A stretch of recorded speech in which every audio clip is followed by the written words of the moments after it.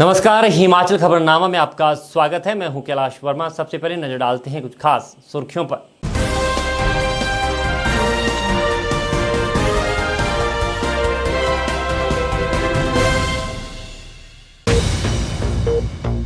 मुख्यमंत्री जयराम ठाकुर ने करसोग विधानसभा क्षेत्र के बख्शियाड़ में उप तहसील की घोषणा।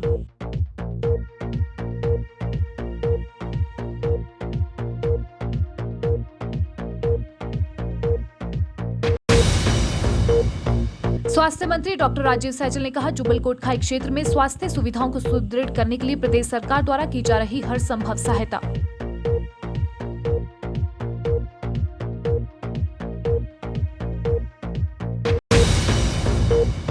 भारतीय पैरा ओलंपिक कमेटी ने टोक्यो ओलंपिक विजेताओं के लिए पुरस्कार के ऐलान की उठाई मांग।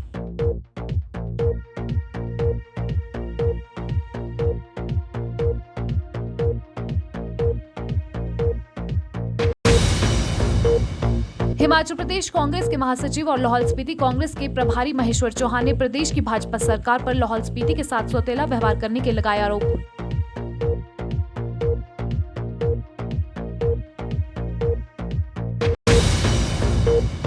प्रदेश के बहुतकनीकी संस्थानों में इंजीनियरिंग डिप्लोमा कोर्स के लिए प्रवेश प्रक्रिया आरंभ। सुर्खियों के बाद अब खबरें विस्तार से। जिला सोलन के अर्की उपमंडल के राजकीय वरिष्ठ माध्यमिक विद्यालय बथाला का प्रदेश के शिक्षा मंत्री गोविंद सिंह ठाकुर ने औचक निरीक्षण किया। उन्होंने आने वाले दिनों में स्कूल खोले जाने को लेकर की जा रही व्यवस्थाओं का भी जायजा लिया। शिक्षा मंत्री ने 9वीं कक्षा के छात्रों से संवाद करके ऑनलाइन पढ़ाई के बारे में चर्चा की। उन्होंने कहा कि कोरोना काल में हर घर पाठशाला के माध्यम से विद्यार्थियों को ऑनलाइन शिक्षा प्रदान करने में शिक्षकों ने सराहनीय कार्य किया है। इस मौके पर स्कूल प्रबंधन ने शिक्षा मंत्री के समक्ष कुछ मांगे भी रखी, जिन्हें जल्द पूरा करने का शिक्षा मंत्री ने आश्वासन दिया। बच्चों सर आए हैं मंत्री जी हमारे साथ, शिक्षा मंत्री। हेलो बेटा, कैसे हो?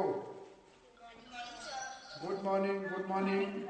आपकी कौन सी क्लास है बेटा? 9th mathematics. तो आपकी कैसी चली है ये हर घर पाठशाला ऑनलाइन एजुकेशन? कैसी चल रही है बेटा? नहीं, कैसी चल रही है? अच्छी चल रही है? समझ आ जाता है? अब स्कूल खोलने चाहिए कि नहीं खोलने? क्यों बेटा, बताओ जरा, स्कूल खोलने कि नहीं खोलने? पक्का? क्यों, घर में मजा नहीं आ रहा है? घर में मजा नहीं आ रहा है? नहीं, स्कूल में आ। क्या होगा बेटा, बताओ। बोलो बेटा। अच्छा ठीक है, स्कूल खोल रहे हैं अब। ठीक है, अब स्कूल बुलाएंगे तुमको। ठीक है, ओके, बाय बेटा, अच्छा पढ़ो, शाबाश। भारतीय पैरा ओलंपिक कमेटी ने सभी राज्यों के मुख्यमंत्रियों से अपील की है कि वह टोक्यो पैरा ओलंपिक 2020 में हिस्सा लेने वाले संभावित विजेता खिलाड़ियों के लिए नकद पुरस्कार का ऐलान करे। पीसीआई के सरप्रस्त अविनाश राय खन्ना ने कहा कि पैरा ओलंपिक गेम्स दिव्यांग खिलाड़ियों के लिए अपनी प्रतिभा का प्रदर्शन करने के लिए सबसे बड़ा मंच है। उन्होंने मुख्यमंत्रियों से अपील की है विजेता खिलाड़ियों के लिए स्टेट अवार्ड का ऐलान किया जाए। अविनाश राय खन्ना ने कहा कि पुरस्कारों के ऐलान से खिलाड़ियों का हौसला बढ़ेगा। उन्होंने कहा कि बिना किसी पक्षपात के दिव्यांग खिलाड़ियों के लिए भी ओलंपिक खिलाड़ियों की तर्ज पर पुरस्कार देने का ऐलान किया जाए। हम सब जानते हैं कि पैरा ओलंपिक टोक्यो में होने वाला है। पैरा ओलंपिक एसोसिएशन भारत की तरफ से मैं उन सभी खिलाड़ियों को शुभकामना देता हूं जो खिलाड़ी टोक्यो में भारत का मान सम्मान बढ़ाने जाएंगे। आप देश के एसेट हैं, आपने देश का नाम रोशन करना है।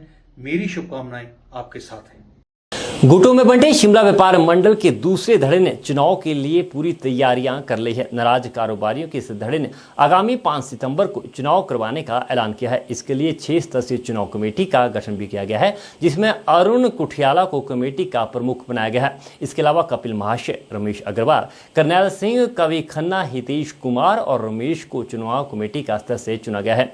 शिमला में पत्रकारों से बातचीत करते हुए चुनाव कमेटी के अध्यक्ष अरुण कुठियाला ने बताया कि एडहॉक कमेटी को खत्म करके चुनाव कमेटी का गठन किया गया है।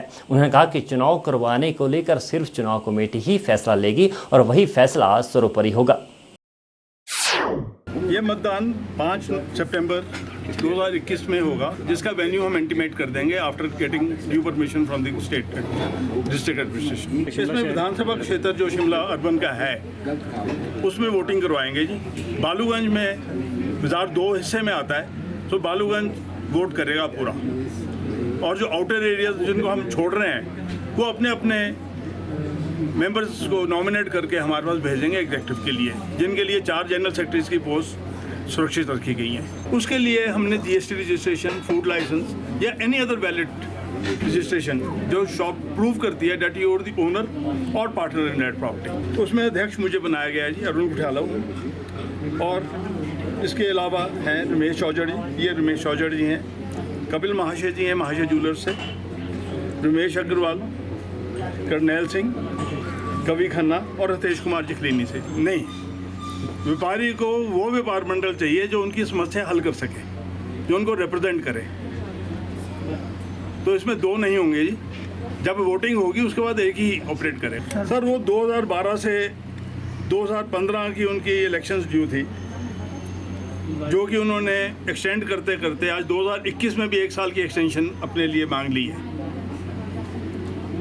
तो कितने साल आप एक सीट के साथ लगे रहना चाहते हैं बिना डिलीवरी के, ये व्यापारी ही तय कर सकता है। चुनाव की तारीख 5 सितंबर 2021, वेन्यू इंटीमेट करेंगे। नॉमिनेशन फाइलिंग की डेट्स हैं 23 अगस्त से 25 अगस्त 6 बजे शाम तक।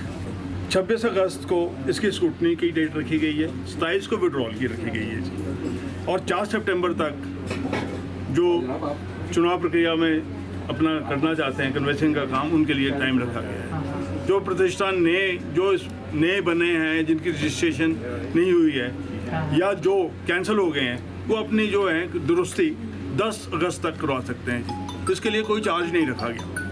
हम पिछले सितंबर से उनके साथ कई मीटिंग्स कर चुके हैं, जिसमें काफ़ी हद तक वो राज़ी थे। हम व्यापारी को रिप्रेजेंट करवाएंगे और व्यापारी के इश्यूज हल करवाएंगे। सिरमौर जिला में कई स्थानों से भूस्खलन की खबरें आ रही है। ऐसे में जिला पुलिस ने लोगों से सतर्क रहने की अपील की है। पुलिस अधीक्षक सिरमौर खुशहाल चंद्र शर्मा ने कहा कि लगातार हो रही बारिश के बाद भूस्खलन का खतरा बढ़ रहा है। ऐसे में पुलिस द्वारा लोगों से अपील की जा रही है कि भूस्खलन संभावित क्षेत्रों में ना जाए। उन्होंने कहा कि जिला में कई स्थानों पर लोग मवेशियों को चराने नदी नालों के किनारे ले जाते हैं। ऐसे में लोगों से अपील की जा रही है कि नदी नालों के किनारे ना जाए, क्योंकि बारिश के कारण नदी नालों का स्तर बढ़ गया है। बरसात का मौसम है, बारिशें बहुत हो रही हैं, आपने देखा लैंडस्लाइड भी हुए हैं, रास्ते वगैरह बंद थे।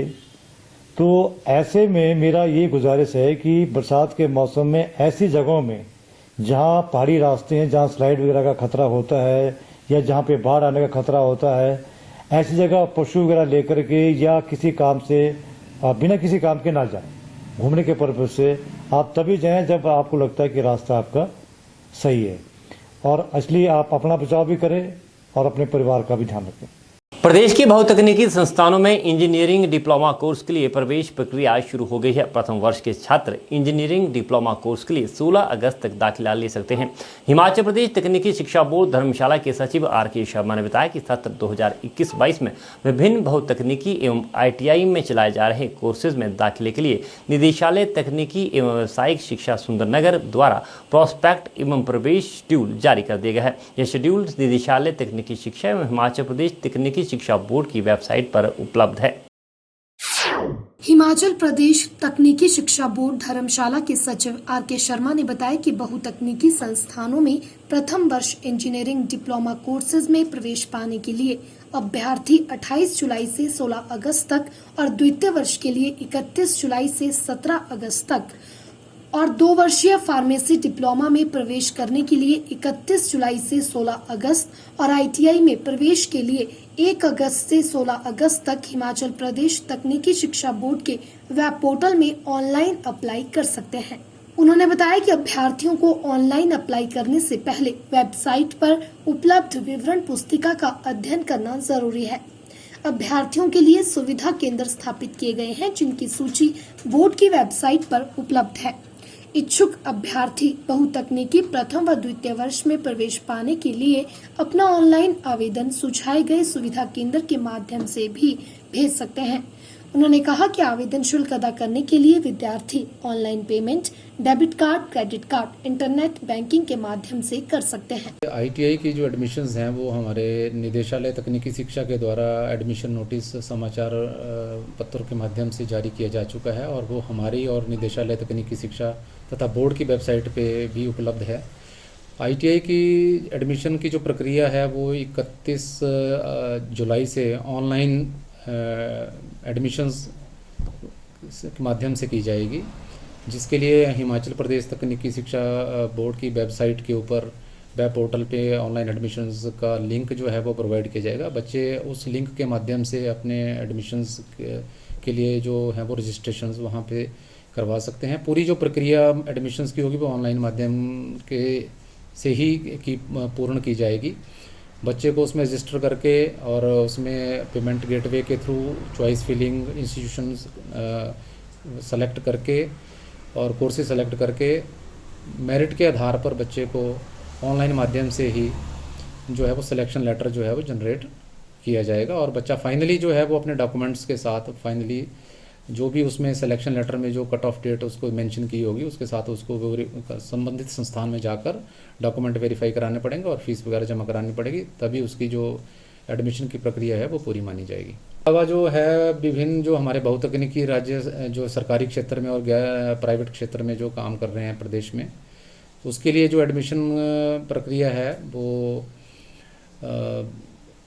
फर्स्ट ईयर जो इंजीनियर कोर्सेज हमारे हैं वो कल से वो जो हमारा है प्रवेश प्रक्रिया जो है वो शुरू हो जाएगी। उसके लिए भी हमारा तकनीकी शिक्षा बोर्ड के जो वेब पोर्टल पे जो है वो लिंक के माध्यम से बच्चे जो हैं उसमें वो रजिस्टर कर सकते हैं और इसके लिए जो है वो जो डिटेल शेड्यूल है वो निदेशालय तकनीकी शिक्षा के द्वारा जारी किया जा चुका है। और जो हमारे सेकेंड ईयर लेटरल एंट्री के जो स्कीम के तहत जो बच्चे एडमिशन लेना चाहते हैं, जो जिन्होंने 10+2 या 2 ईयर्स ITI कोर्स वगैरह जो एलिजिबिलिटी क्राइटेरिया सरकार द्वारा निर्धारित किया गया है, उसके लिए भी बच्चे जो है वो 31 तारीख से वो हमारे वेब पोर्टल पर अप्लाई कर सकते हैं। तथा फार्मेसी जो 2 ईयर्स हमारा कोर्स है जो हमारा सरकारी और प्राइवेट बहुतकनीकी संस्थानों में जो चल रहा है, उसके लिए भी अगर एडमिशन के जो लेने वाले जो अभ्यर्थी हैं वो अप्लाई कर सकते हैं। 31 तारीख से वो पोर्टल लाइव हो जाएगा। नूरपुर में आयोजित होने वाले उपमंडल स्तरीय स्वतंत्रता दिवस समारोह के आयोजन को लेकर जिला प्रशासन ने तैयारियां शुरू कर दी है। SDM नूरपुर अनिल भारद्वाज ने इस संदर्भ में आयोजित बैठक के दौरान विभिन्न विभागों के अधिकारियों को समारोह की सफल आयोजन को लेकर आपसी समन्वय के साथ कार्य करने के निर्देश दिए हैं। SDM ने बताया कि 15 अगस्त को स्वतंत्रता दिवस समारोह कोविड प्रोटोकॉल के तहत मनाया जाएगा। उन्होंने बताया कि समारोह के दौरान पुलिस, गृह रक्षक, NCC, स्काउट एंड गाइड्स द्वारा भव्य मार्च पास्ट प्रस्तुत किया जाएगा। इस अवसर पर स्कूली बच्चों द्वारा सांस्कृतिक कार्यक्रम भी प्रस्तुत किए जाएंगे। SDM ने सभी विभागों के अधिकारियों व कर्मचारियों को कार्यक्रम में उपस्थित रहने के निर्देश दिए हैं। आज राष्ट्रीय पर्व 15 अगस्त को लेकर एक समीक्षा बैठक का आयोजन किया गया, जिसमें ये निर्णय लिया गया कि इस वर्ष जो 15 अगस्त का कार्यक्रम है वो संयुक्त कार्यालय के प्रांगण में मनाया जाएगा और कोविड नियमों का पालन करते हुए मनाया जाएगा। व इसमें परेड व स्कूली छात्र छात्राओं के कार्यक्रम करवाने के बारे भी चर्चा की गई तथा अन्य विभागों से भी सुझाव इसमें मांगे गए कि किस प्रकार इस राष्ट्रीय पर्व को हम अच्छे से मना सकते हैं तथा इसके साथ ही मेरा आम जन से आजकल जो बरसात का एक मौसम जो चला हुआ है, जिससे कि काफ़ी हम देख रहे हैं कि नदी नालों में बाढ़ आ रही है, तो मेरा आम जन से ये निवेदन है कि कृपया करके नदी नालों के निकट ना जाएं, क्योंकि बाढ़ आने का अभी भी 2-3 दिन का ऑरेंज अलर्ट है। उसके निकट ना जाएं तथा अपनी भी रक्षा करें तथा औरों की भी रक्षा करने में प्रशासन का सहयोग दें। राजधानी शिमला में कमला नेहरू अस्पताल के समीप डंगा ढहने के कारण साथ लगते 3 भवनों को खतरा पैदा हो गया है। प्रशासन ने भवनों को एहतियात के तौर पर खाली करवा दिया है। इसमें रह रहे 6 परिवारों के 30 लोगों को प्रशासन ने पीटर हॉफ के सर्किट हाउस में शिफ्ट कर दिया है। एसडीएम शिमला शहरी मंजीत शर्मा ने मौके पर जाकर राहत और बचाव कार्यों का जायजा लिया। उन्होंने बताया कि डंगा लगाने के कार्यों के चलते मिट्टी गिरने की संभावना के मद्देनजर भवनों को लोगों की सुरक्षा की दृष्टि से खाली करवाया गया है। सुबह 5 बजे एकदम ऐसे ही लगा कि जैसे कोई बिल्डिंग गिर गई हो या है ना। आके देखा तो ये था। फिर हम गए सुबह सीएम हाउस गए तो सीएम साहब तो थे नहीं, मैम मिले। मैम ने सबको बुलाया इमीडिएटली उसी टाइम। तो उस टाइम के बाद ये कार्रवाई शुरू हुई है सारी। फिर उन्होंने हमारा रहने का इंतज़ाम भी करा दिया। मतलब जो जैसे ये वाला ये 2 बिल्डिंगों का एक ये तीसरा 3 फ्लोर 3 मतलब ज़्यादा लगा लो 5 फैमिली अभी हमने भेज दी है। तो 5 फैमिलीज और बची हैं, 10 फैमिली। अब ऐसे तो पता नहीं बारिश की वजह से है या क्या है। पेड़ तो ऊपर है, वो हमने देखा नहीं है। पेड़ का भी है मेन, तो पेड़ का भी बोल रहे हैं कि पेड़ की वजह से ये है। मतलब मैम ने एकदम सबको बुला लिया था, मतलब हमारी सुनवाई एकदम कर ली थी। चलने की उम्मीद है। अब देखो काम अभी भी लगा हुआ है। मैम ने उसी टाइम सबको सुबह ही बुला लिया था, सब आ गए थे। नहीं, ये पीछे डंगा था एक, वो थोड़ा सिंक कर गया, धंस गया।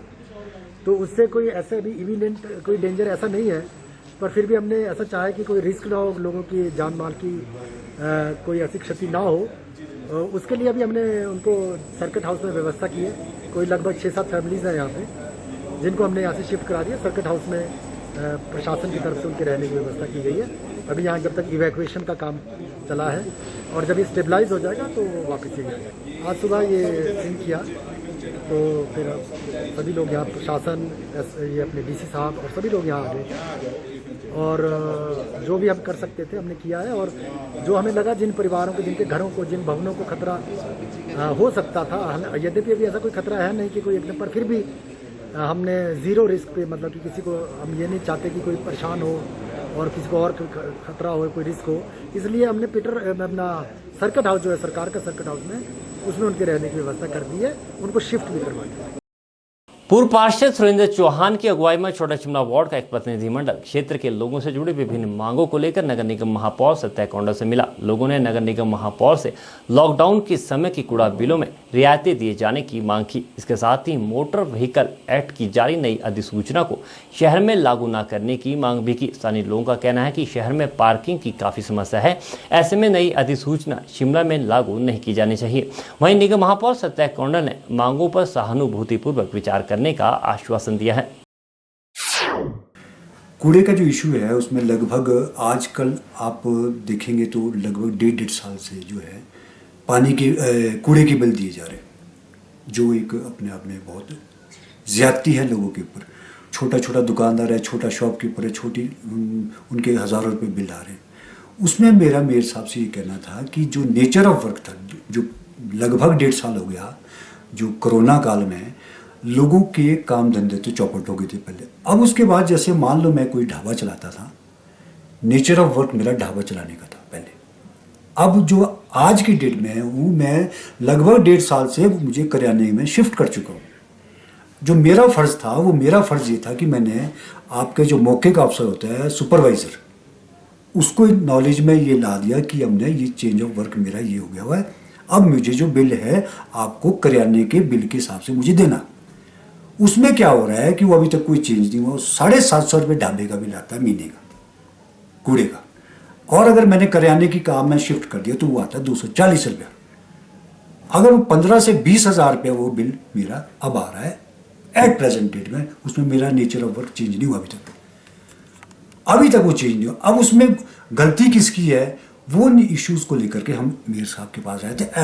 ऐसे बहुत इस काम को, इन जो कूड़े का जो सिस्टम है उसको रिवाइव करने की बहुत ज़रूरत है। चाहे वो केमिस्ट की शॉप है, चाहे छोटा दुकानदार है, चाहे छोटा व्यापारी है, चाहे आपकी बार्बर की शॉप है, चाहे वो आप मतलब वो लॉकडाउन में सभी लोग परेशान थे, काम धंधे थे नहीं, और नेचर ऑफ वर्क का बहुत लोगों ने चेंज भी किया। और कुछ लोग ऐसे हैं जिनके आपके नेचर ऑफ वर्क तो वही है, लेकिन उसमें नेचर ऑफ वर्क उसमें कुछ और दिखाया हुआ। किराने की शॉप वाले को दिखाया हुआ ढाबा, वो ढाबे के हिसाब से बिल दे रहा है। जब उसके बाद बिल आ रहे कि मेरा तो ढाबा नहीं है, मैं तो किराना का चला रहा हूँ, मेरी तो शॉप ही किराने की। कुछ ऐसे हुए हैं कि जो शिफ्ट कर दिए काम, उनको इस तरह से मिल रहा है, वो हज़ारों रुपये भी लोगों के बिल आ रहे हैं। हमारा निवेदन इनसे ये रहा कि आपको कम से कम जो बिल जो है ये एटलीस्ट जो लॉकडाउन के समय का जो है लोगों पर रियायत तो दो, कहीं तो रियायत दो। अब देश की सरकार भी कहती है कि 20 लाख करोड़ हमने दिए, कहाँ दिए, कौन से सेक्टर में दिए, कुछ तो बताओ।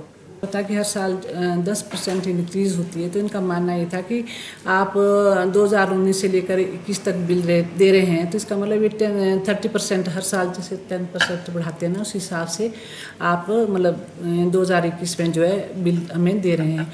तो उनका मानना ये था कि जो 2019 में वो अलग से बिल हो, उसमें 10% इंक्रीज़ ना हो, जो 2020 में होगा उसमें 10% इंक्रीज़ होगा, जो 2021 में होगा बिल उसमें 30% इंक्रीज़ होगा।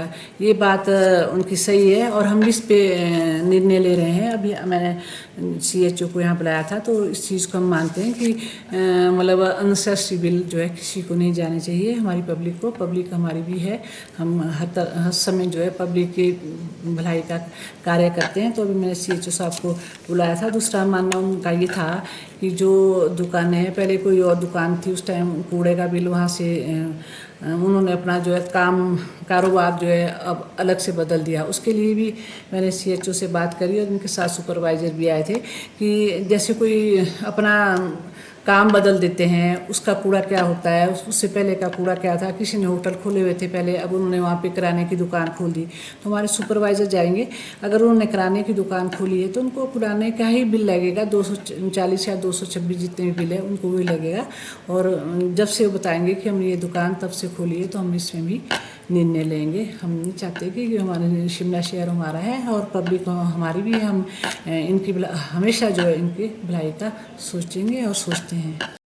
जिला सोलन के अर्की उपमंडल की ग्राम पंचायत शहरोल के अंतर्गत आने वाले गांव कल्याणपुर और साथ लगते गांव के ग्रामीणों का एक प्रतिनिधिमंडल उपमंडलाधिकारी शहजाद आलम से मिला। ग्रामीणों ने SDM के समक्ष कल्याणपुर गांव के पुश्तैनी रास्ते को गांव के ही एक परिवार द्वारा बंद किए जाने की शिकायत की और रास्ता बहाल करने की मांग को लेकर ज्ञापन सौंपा। ग्रामीणों का कहना है कि इससे पूर्व यह मामला पंचायत के समक्ष भी उठाया गया है, लेकिन दूसरा पक्ष जिन्होंने रास्ते को बंद किया है वह किसी तरह की बातचीत करने के लिए तैयार नहीं है, जिस कारण यह मामला अब SDM अर्की के समक्ष रखा गया है ताकि प्रशासन द्वारा उचित कार्रवाई करके रास्ते को बहाल करवाया जाए। वहीं उपमंडलाधिकारी अर्की ने ग्रामीणों को आश्वासन दिया है कि इस मामले में जल्द ही कानूनी नियमों के तहत कार्रवाई अमल में लाई जाएगी। हम रास्ते के संदर्भ में मिले और उन्हें बताया गया कि एक परिवार द्वारा पूरे गांव के रास्ते को बंद कर दिया गया है, जो कि पुश्त दर पुश्त चला आ रहा है, जिसे कि रोक दिया और लड़ाई झगड़ा करने की कोशिश करते हैं जिस परिवार ने रास्ते को बंद किया है। 80-85 साल की उम्र है मेरी, है ना, और 70 साल मेरी शादी हो गई। उससे लेके हम उसी रास्ते से गए और हमारी शादी का ब्याह डोला का और वहाँ से ही आया। हम पानी परिहार भी इन्हीं के आंगन में होता था और वही हमारा पानी था, है ना, उसी पानी में हम आते थे। तो आज हम SDM साहब के साथ आए हुए कि हम गुजारिश कर रहे हैं कि हमारा रास्ता खोला जाए। हमारा रास्ता बंद है, 3-4 जगहों से हमारा रास्ता बंद कर दिया गया, हमें चलने नहीं देते। प्रधान के नेतृत्व में हम ग्रामवासी यहाँ पर अपनी रास्ते जो अवरुद्ध किया गया है उसके समस्या को सुलझाने के लिए SDM कार्यालय के पास, SDM महोदय के पास इसको समस्या को सुलझाने के लिए यहाँ पर आए हैं।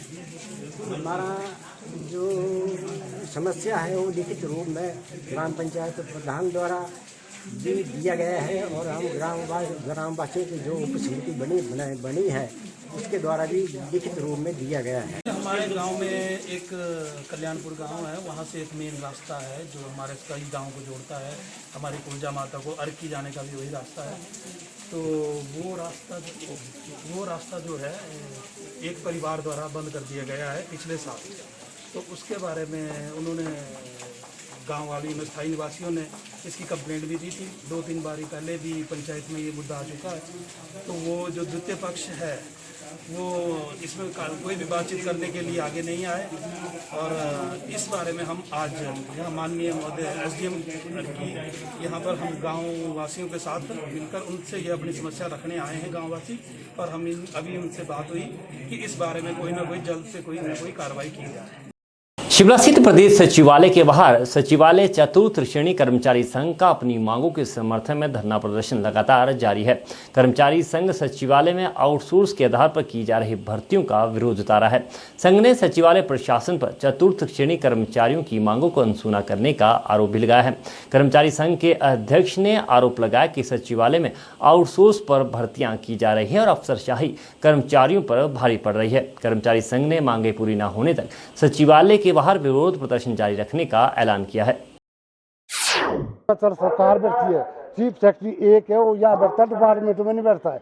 मुख्यमंत्री जी, मंत्री, मिनिस्टर लोग, IAS लोग, आप मीडिया वाले भी अंदर जाते तो कई बार आपको मना करते हैं और अंदर जो ठेका दे रहे हैं तो तब क्या करोगे? सिक्योरिटी तब खोल दो सारे।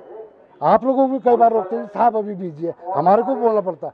कई बार आप लोग नाराज भी होते हमारे से, बिहार मना किए इन्होंने, क्योंकि अंदर से ही बोलते हैं ठेका क्यों दे रहे थे, ठेका दे रहे हैं। और भी इनके जो भी कोई काम जो आजकल नई बात है, एक चपरासी 2 बिल्डिंगों में ड्यूटी दे रहा है, ब्रांच से निचली बिल्डिंग में, अंडर सेक्रेटरी बैठते 5वें फ्लोर में। इन नए काम हमारे साथ शुरू किए। अब हमारा भी काम है, हमने तो कुछ इनके बारे में करना है या कुछ ना कुछ। अभी क्या अभी तो हमें 1.5 से 2 चले हुए, शांतिपूर्वक चले, क्योंकि मुख्यमंत्री हमारे को बहुत आसान है। मुख्यमंत्री जी ने मेरे को 1.5 साल पहले भी 10 पोस्टें दी। ये सारे अफसरशाही है। तभी मैंने बोला, उस दिन भी मैंने बताया होगा आपको, क्योंकि इनको समस्या होगी। आजकल बच्चे आ रहे हैं 90% वाले, और इनकी कोठी में भांडे मांजने वाला कोई नहीं मिल रहा इनको। यही हो सकता है। पहले भी उन्होंने 100 आदमी कांग्रेस के टाइम ला रहे थे सेक्रेटरीट में, वो भी थे रोटी बनाने वाले, वो भी रोके हमने। स्वर्गीय राजा वीरभद्र जी की क्या बात है सर, उन्होंने माने ये पूरी बात बताई और उन्हें एकदम बन लगी, कोई नहीं आएंगे। कैबिनेट में मिनिस्टर ने बोला, भैया 50,000 वाले रोटी बनाते हैं आपकी कोठियों में। अभी भी इनको ऐसा हुआ, आप डिपार्टमेंट में तो कितना शोषण हो रहा है बहु बेटियों का। कैसे कैसे बेचारे अगर मना की तो घर जाओ, या तो जो बोलेंगे वो करना पड़ रहा है उनको। कोठियाँ में हर डिपार्टमेंट की जितने भी अफसर हैं उनकी कोठियों में आउटसोर्स वाले बच्चे काम कर रहे हैं। ऐतिहासिक शहर नाहन में नगर परिषद द्वारा योजनाबद्ध तरीके से शहर के विकास को लेकर कार्य किए जाएंगे। शहर में जहां सफाई व्यवस्था को लेकर उचित कदम उठाए जाएंगे, वहीं शहर की सुंदरता को बढ़ाने के लिए भी योजना तैयार की जा रही है। अतिरिक्त जिला उपायुक्त सोनाक्षी तोमर ने कहा कि मौजूदा समय में शहर में सड़कों की हालत ठीक नहीं है। इस दिशा में भी जल्द कदम उठाए जाएंगे और नगर परिषद के दायरे में आने वाले सभी सड़क मार्गों को दुरुस्त किया जाएगा। नाहन नगर परिषद की बैठक में अतिरिक्त जिला उपायुक्त सोनाक्षी तोमर ने विशेष रूप से हिस्सा लिया। मीडिया से बात करते हुए सोनाक्षी तोमर ने कहा कि नाहन शहर को स्वच्छ व सुंदर बनाने के लिए योजनाबद्ध तरीके से काम किया जाएगा, जिसके लिए सभी पार्षदों व स्थानीय लोगों की राय ली जा रही है। उन्होंने कहा कि शहर में सबसे पहले सफाई व्यवस्था को मजबूत किया जाएगा और शहर में घर घर से कूड़ा उठाने के लिए अलग से योजना तैयार की जाएगी। उन्होंने कहा कि मौजूदा में शहर की सड़कों की हालत ठीक नहीं है, इस दिशा में भी जल्द कदम उठाए जाएंगे और नगर परिषद के दायरे में आने वाली सभी सड़कों को दुरुस्त किया जाएगा ताकि लोगों को आवाजाही में परेशानी का सामना न करना पड़े। ऑफिस में एक मीटिंग रखा था वार्ड मेंबर्स के साथ में, और हमने काफ़ी सारे इश्यूज यहाँ पर डिस्कस किए हैं, जिसमें मेनली हमारे कचरा रिलेटेड जो इश्यूज हैं, जो कलेक्शन नहीं हो पा रहा है डोर टू डोर, और लोगों को जिस तरह की समस्या आ रही है, कूड़ा बहुत है शहर में और सफाई कम है। इसके अलावा रोड जो हमारे डैमेज हैं, उस काफ़ी सारे इश्यूज ऐसे हैं जो बहुत मेजर इश्यूज हैं नाहन में, जो हमें टेकअप करने हैं। 8 मेंबर्स के साथ बैठ के मैंने ये जाना और समझा कि जो माइन्यूट डिटेल्स में जो इश्यूज हैं वो कैसे कैसे उनको करेक्ट करना है, पहले क्या हो चुका है या आगे क्या दिक्कत आई है, तो इसमें आज हमने ये निर्णय लिया है कि हमने इसको बहुत अच्छी तरीके से और एक प्लान तरीके से हमने इसको टेकअप करना है। तो सारे मेंबर्स की सहमति से हमने ये डिसाइड किया है कि हम इसमें एक पूरा नया तरह से स्ट्रैटेजी बनाएंगे और डोर टू डोर कलेक्शन पूरी तरह से सक्सेसफुल करने के लिए जो भी इसमें करना है उसके लिए पूरा प्लान और एक स्ट्रैटेजी और एक रोड मैप हमने तैयार करने की सोची है, जिसके तहत अब हम इसमें आगे भी अपना काम करेंगे। तो मेरी उम्मीद तो ये है कि ये कोऑपरेशन और कोऑर्डिनेशन अगर इसी तरह से बनी रहेगी तो हम इसमें बहुत जल्दी सक्सेसफुल रहेंगे, बहुत जल्दी हम इसमें कुछ परचम हासिल कर सकेंगे। और हमारी इसमें पूरी कोशिश रहेगी कि हम नाहन वासियों को एक सुंदर और स्वस्थ शहर देने की कोशिश करें। साथ ही रोड्स की इम्प्रूवमेंट जो हमने टेकअप करनी है, लेकिन उससे पहले जो हमारी प्रायोरिटी है सॉलिड वेस्ट मैनेजमेंट की। तो मेरी लोगों से भी बहुत रिक्वेस्ट रहेगी कि जो भी हम एमसी के थ्रू डिसाइड करते हैं या अभी भी जो गाड़ियां आपकी चल रही हैं, तो आप थोड़ा अपने शहर को स्वच्छ रखने में हमें सपोर्ट करें। और साथ ही जो हमारे नए प्लान तरीके से जो हम आगे अपना सफ़र तय करेंगे उसमें आपकी भागीदारी हमें मिले तो हम अपने सारे ही एफर्ट्स में सक्सेसफुल रहेंगे। तो इसी के साथ मैं सभी नाहन वासियों को रिक्वेस्ट करना चाहूँगी कि प्लीज़ आप एमसी के साथ कोऑपरेट करें और उसके सारे रूल्स अच्छे से फॉलो करें।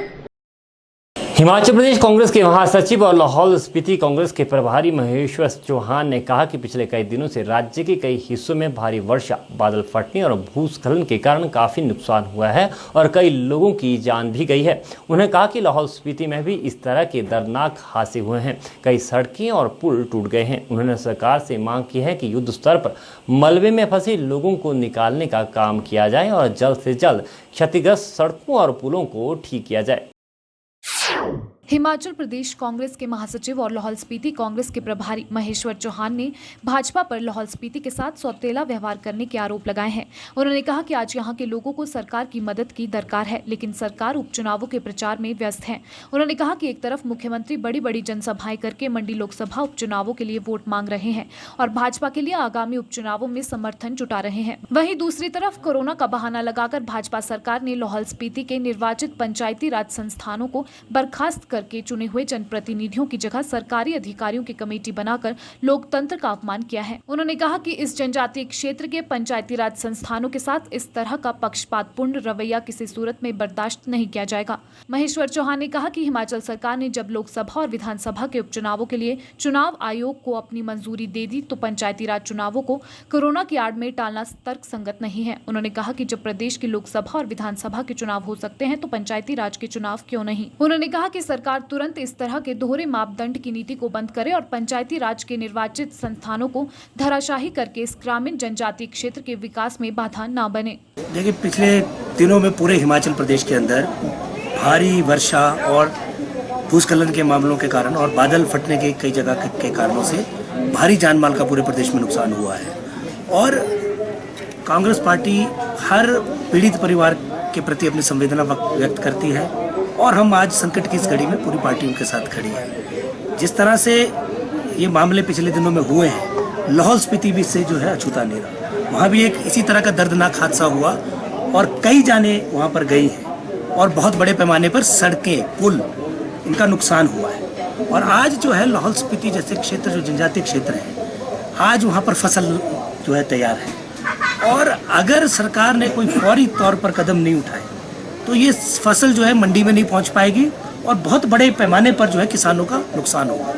और इसलिए हमने सरकार से गुहार लगाई है कि सरकार तुरंत जो वहाँ पर पुल और हमारी सड़कें क्षतिग्रस्त हुई है उसको युद्ध स्तर पर वहाँ से जो मलबे में जो लोग फंसे हैं उनको निकालने की व्यवस्था करे और साथ में क्षतिग्रस्त पुल और सड़कें इनको तुरंत दुरुस्त किया जाए ताकि जो हमारा जो फसल है वो मंडी में जा सके और अगर अन्यथा ये जो फसलें खराब हो जाएगी और किसानों को बहुत बड़ा नुकसान इसका होगा। इसलिए हमने भारतीय जनता पार्टी की सरकार से अपील की, परंतु सरकार आप एक तरफ देखिए कि आज सरकार जो है जहां इस जनजातीय क्षेत्र में वहां के लोगों को आज सरकार की मदद की दरकार है, लेकिन सरकार जो है अपने उपचुनावों के प्रचार में व्यस्त है।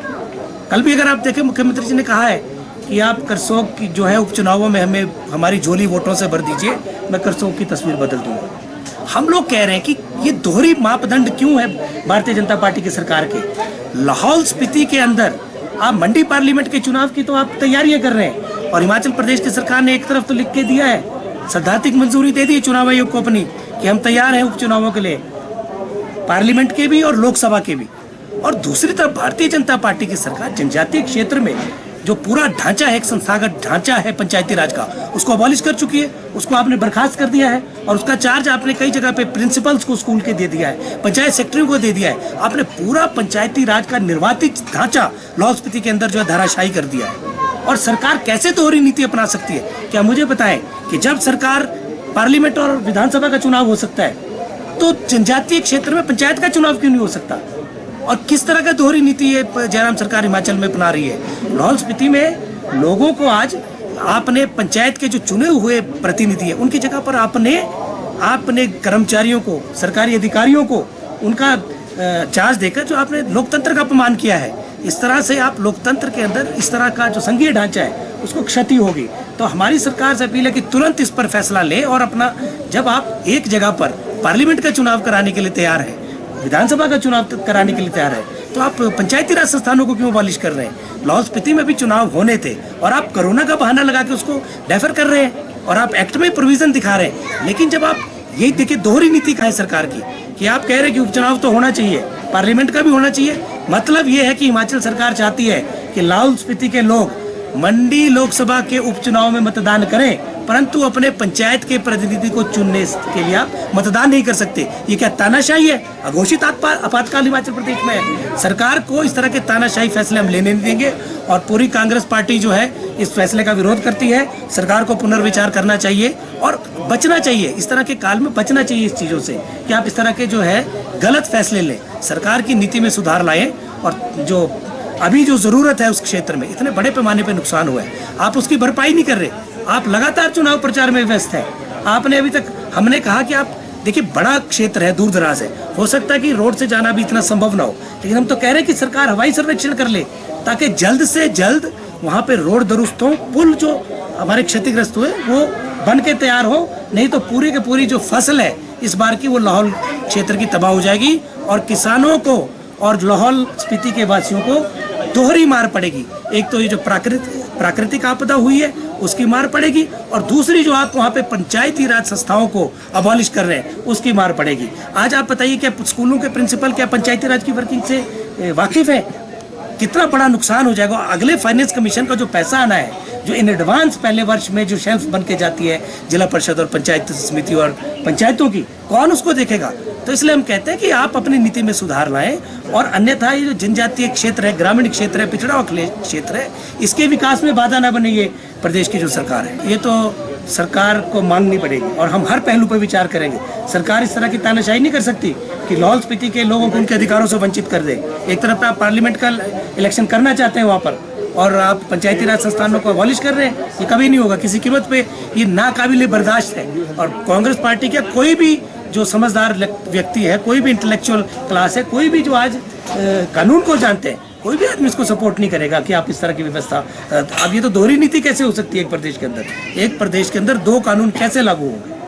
हिमाचल प्रदेश के दो खिलाड़ी जहां टोक्यो ओलंपिक में देश का प्रतिनिधित्व कर रहे हैं, वहीं हिमाचल सरकार ने विश्वविद्यालय और कॉलेजों में प्रवेश के लिए स्पोर्ट्स और कल्चरल कोटा खत्म कर दिया है। सरकार के इस फैसले को लेकर अखिल भारतीय विद्यार्थी परिषद ने मोर्चा खोल दिया है। गुस्साए विद्यार्थी परिषद के कार्यकर्ताओं ने उच्च शिक्षा निदेशालय के बाहर प्रदर्शन किया और 3 दिन का अल्टीमेटम देकर स्पोर्ट्स और कल्चरल कोटा बहाल करने की मांग की। विश्वविद्यालयों और कॉलेजों में प्रवेश के लिए स्पोर्ट्स और कल्चर कोटा खत्म करने के सरकार के इस फैसले को लेकर एबीवीपी छात्र संघ ने मोर्चा खोल दिया है। एबीवीपी का कहना है कि कॉलेज दाखिले में स्पोर्ट्स और कल्चर कोटा खत्म करने से कई छात्र उच्च पढ़ाई से वंचित हो सकते हैं। एक तरफ टोक्यो ओलंपिक्स में प्रदेश के खिलाड़ी अपना प्रदर्शन कर देश का प्रतिनिधित्व कर रहे हैं, वहीं दूसरी ओर प्रदेश में उच्च शिक्षा से वंचित करने के लिए सरकार नए आदेश लागू कर रही है। उन्होंने उच्च शिक्षा निदेशक पर अभद्र व्यवहार करने का भी आरोप लगाया है। एबीवीपी ने मांग की है कि पूर्व की तरह प्रवेश प्रक्रिया में लागू किए जाने वाले 120 पॉइंट्स, रोस्टर में दिए जाने वाले आरक्षण को सरकार बहाल करे। उन्होंने कहा कॉलेजों में यूजी कोर्स की प्रवेश प्रक्रिया शुरू हो गई है। हिमाचल प्रदेश विश्वविद्यालय के कुल सचिव ने कॉलेजों में आर्थिक रूप से कमजोर वर्ग के छात्रों को 10% और दिव्यांग श्रेणी के छात्रों को 5% आरक्षण देने के आदेश जारी किए हैं। आज का ये जो हमारा धरना प्रदर्शन है, ये एक ऐसे घमंडी अधिकारी के खिलाफ है जो अपने कुर्सी के घमंड में इस कदर चूर हो चुका है है कि उसको छात्रों की समस्याएं तक नजर नहीं आ रही। हाई कोर्ट के आदेशों के बाद जब EWS का कोटा कॉलेज के एडमिशन्स के अंदर जारी करने का आदेश हाई कोर्ट देता है, उस समय ये अधिकारी बड़ी ही चालाकी से जो हमारा 120.0 का रोस्टर था उस रोस्टर को बदलते हुए 200.0 का रोस्टर लागू करते हैं। और उस रोस्टर के अंदर क्या करते हैं, ये बड़ी ही चालाकी से छात्रों को स्पोर्ट्स और कल्चरल का कोटा समाप्त कर देते हैं। हम देखते हैं कि जहां ओलंपिक चल रहे हैं, हिमाचल प्रदेश से भी बहुत खिलाड़ी ओलंपिक के अंदर अपना भूमिका अदा कर रहे हैं। ऐसे समय में प्रदेश की सरकारें या केंद्र की सरकारें भी युवाओं को खेल के प्रति आकर्षित करने के लिए विभिन्न प्रकार की योजनाएं चला रही है। लेकिन ऐसे निकम्मे अधिकारी और ऐसे विभागों ने क्या किया, छात्रों को खेल से भी दूर कर दिया, उनको कल्चरल एक्टिविटी से भी दूर कर दिया। अब +2 में पढ़ने वाला विद्यार्थी जो सारा साल खेल के मैदान में अपना पसीना बहाता है, मान लिया वो 55 या 60% के अंदर अपनी डिग्री लेता है, +2 की डिग्री पास करता है, लेकिन जब वो कॉलेज के अंदर प्रवेश पाएगा, आप उदाहरण के रूप में संजौली कॉलेज को देख सकते हैं जहां इतनी हाई मेरिट जाती है, वहां उस खिलाड़ी को जगह मिलेगी कि नहीं मिलेगी। तो ऐसे समय में हमारा यही मानना है कि ऐसे जो अधिकारी जिन्होंने ये रोस्टर तैयार किए हैं, पता नहीं प्रदेश की सरकार ने भी क्या देखकर इन अधिकारियों को इस कुर्सियों के ऊपर सौंपा है। जो अधिकारी ना छात्रों के फोन तक उठाते, यदि हम इनसे बात करने जाए तो इतनी बदतमीजी से ये बात करते हैं, इनको इतना घमंड है। हम ये सीधा तौर से कहते हैं कि छात्रों के भविष्य से हम खिलवाड़ नहीं सहेंगे और छात्रों को शीघ्र, जो अभी हमारा 26 तारीख से एडमिशनें चल चुकी हैं और ये अभी कह रहे हैं कि हमने फाइलें भेजी हैं, सरकारी फाइलें कभी इस दफ्तर से उस दफ्तर तक दौड़ेंगी, लेकिन यहाँ एडमिशन का प्रोसेस शुरू हो गया है। तो उस एडमिशन के प्रोसेस में शीघ्र छात्रों को स्पोर्ट्स और कल्चरल कोटा दिया जाए, ये हमारी मांग है। और जो ऑनलाइन प्रणाली पिछले वर्ष से इन्होंने कॉलेज के अंदर दाखिले लेने के लिए शुरू की है, वो सॉफ्टवेयर अभी तक भी इतने बेढंगे तरीके से चल रहे हैं। मंडी के अंदर भी आप देखेंगे बरसात के मौसम में छात्र अपने गांव से साइबर कैफे तक आता है और वहां घंटों तक उसको इंतजार करना पड़ता है कि ये ऑनलाइन सॉफ्टवेयर चलेगा तब मैं दाखिले के लिए आवेदन करूंगा। तो इस प्रकार से ये अधिकारियों की कार्य प्रणाली जो हमने आपके समक्ष रखी, और हम प्रदेश के सभी छात्रों को भरोसा दिलाते हैं कि आपके अधिकारों के लिए विद्यार्थी परिषद लड़ रही है और निश्चित रूप से आप सभी का एक नैतिक समर्थन भी हमारे को मिलेगा और आने वाले समय में ऐसे घमंडी अधिकारियों का घमंड भी हम तोड़ेंगे और छात्र हितों में अपनी मांगों को भी हम शीघ्र पूरा करेंगे। ऐसा विश्वास प्रदेश के तमाम छात्रों को विद्यार्थी परिषद दिलाती है। नगर निगम शिमला द्वारा शहर में स्मार्ट सिटी मिशन के तहत कई विकास कार्य करवाए जा रहे हैं, लेकिन कुछ कार्यों में हो रही देरी के कारण लोग इससे हताश भी है।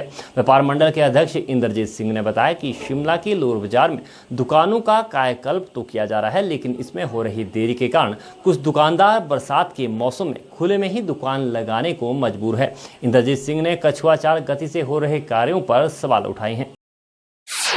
नगर निगम शिमला में स्मार्ट सिटी मिशन के तहत लगभग सभी वार्डों में विकास कार्य चल रहे हैं।